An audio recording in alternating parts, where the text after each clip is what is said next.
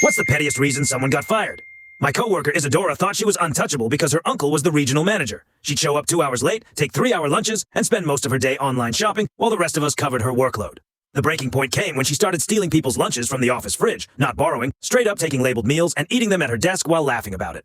When confronted, she'd shrug and say, maybe meal prep better if you don't want it to disappear. Last month, she ate my lunch 3 days in a row. A $15 salad on Monday, my leftover pasta on Tuesday, and my homemade sandwich on Wednesday. Each time I'd find the empty containers in the trash with her lipstick on them. But Isadora made one fatal mistake. She stole lunch from our new hire, Beatrice, who'd only been working there for 2 weeks. Beatrice had made herself a beautiful bento box with homemade sushi, fruit arrangements, and traditional Japanese side dishes. When Beatrice discovered her lunch was gone, she started crying at her desk. This wasn't just food. It was a family recipe her grandmother had taught her, and she'd spent 2 hours preparing it the night before as comfort food during her first weeks at a new job. I was furious watching this sweet new employee get victimized by Isadora's entitled behavior. That's when I learned something interesting about Beatrice. She was a food blogger with 200,000 Instagram followers who documented her daily meals. Beatrice had photographed her entire bento box that morning for her food blog, complete with detailed descriptions of each dish and the family history behind the recipes.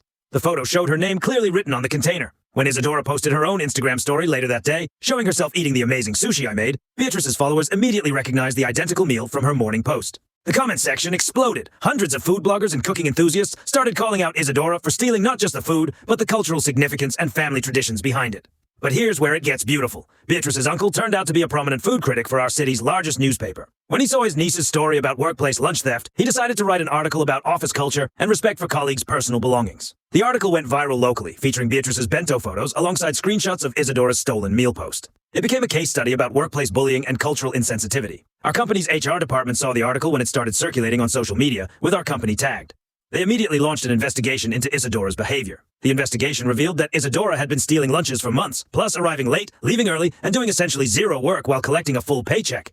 When confronted with the evidence, Isadora tried to claim it was all a misunderstanding and that she'd been sampling office culture. She even suggested Beatrice should be flattered that someone wanted to try her cooking. Isadora was fired that afternoon, not just for lunch theft, but for creating a hostile work environment and damaging the company's reputation through her viral cultural insensitivity.